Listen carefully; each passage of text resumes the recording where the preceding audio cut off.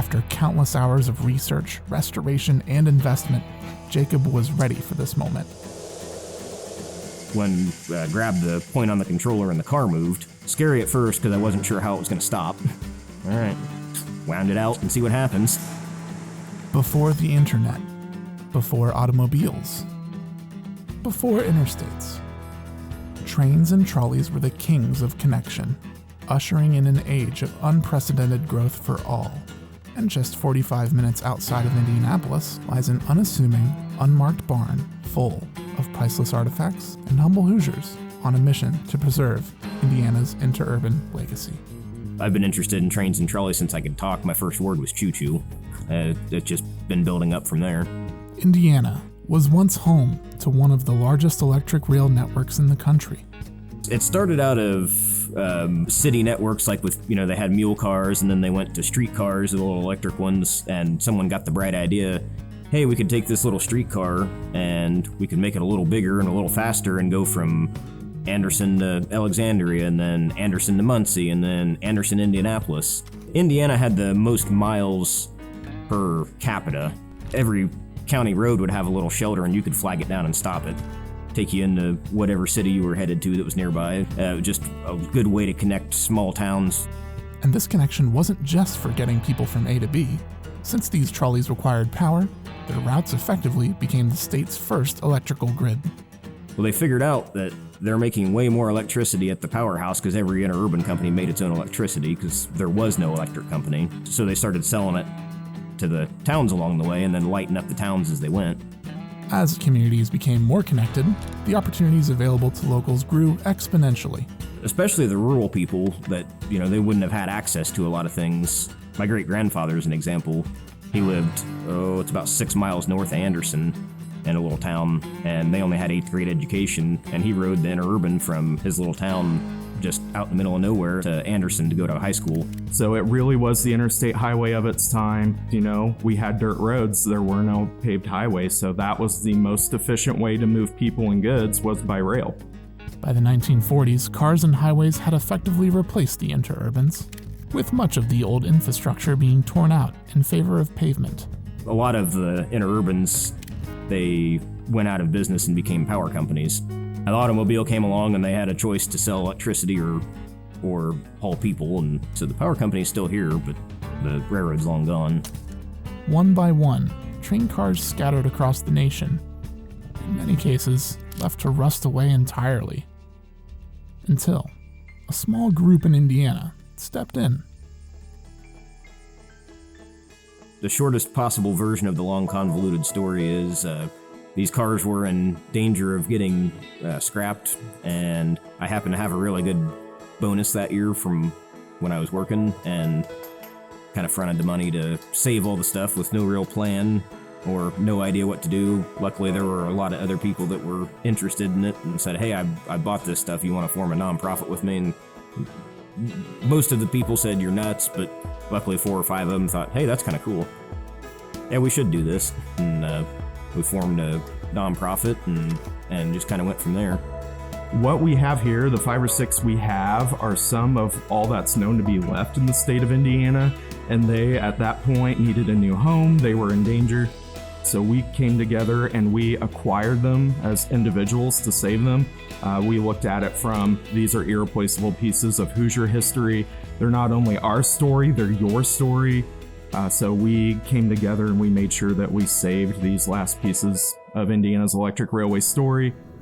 Piece by piece, the volunteers at the Hoosier Heartland Trolley Company bring these transportation time capsules back to life. Yeah, so we broke this major project down into smaller little bites. All the mechanicals under the car are one. The painting of the seating areas is one. Also, we'll be doing things like roofing and windows. So those are all individual projects that together will make all the parts of a big project. But since these are essentially massive museum pieces, each of these steps are handled with the utmost care and attention to detail. It's a judgment call. Does it impact safety? Does it impact the actual working order of the car? Does it impact it visually? So there is this fine line of what are we going to replace? What are we going to keep? How do we repair it and restore it so that you can appreciate the original? You'll see where we've kept some little tiny areas of original finish that were protected, but the rest of it was painted like with house paint, so off it comes. Everything's big, everything's heavy, it's industrial work, there's a lot of welding and, torching. And occasionally, you'll just look down and notice you're on fire a little bit, put it out and go on. I would say the hardest thing was when we were doing the truck work underneath. We were changing motors. They're big, they're awkward, and it's all very fragile. No good way to handle them. I think the most rewarding thing was when we did our big mechanical grant 2 years ago. Normally a grant like that would have been like a 10-year project. That grant, we had a, 365 days to take. It was sitting on blocks, here it is, go turn this into a train. We did 2 motors and built an entire air brake system from scratch. So many little intricate pieces to be able to do that in a year's time, I think I don't know that I'll ever be able to top that in the list of accomplishments. As you can see, there's a lot of time, effort, and money that goes into the restoration process. But Michelle and the rest of the team feel like it's all worth it. The Interurban story is so important, first of all, because they're going away. Like, the few that are left are scattered to the wind, but also we forget how our towns and cities were built and how they connect. So that is so important in Indiana. This really was the crossroads of the country. You need to know where your roots are. I've always kind of maintained that that's one of the most interesting periods in time in general. Someone in 1900 couldn't even dream of what's happening in 1950. And the impact that this would have had on, somebody's life. Think someone in 1900, the fastest thing they'd ever seen was a horse, and by 1930 you could get on this thing and be in Fort Wayne, Indianapolis in 3 hours. Once all the repairs on this trolley are complete, the Hoosier Heartland Trolley Company intends to get it out of the barn and into the hands of Hoosiers. So we decided we're going to have a museum that's open to the public, that provides educational programs, that brings people together, not only by displaying the cars and having a traditional museum exhibit experience that you would typically think of, but an immersive experience through a heritage railroad where you can actually ride the trains, see what it was like 100 years ago. We want to make sure that folks can enjoy the electric railways as they were and really have that light bulb moment where they're like, oh, this is what it was like. This is why it was important.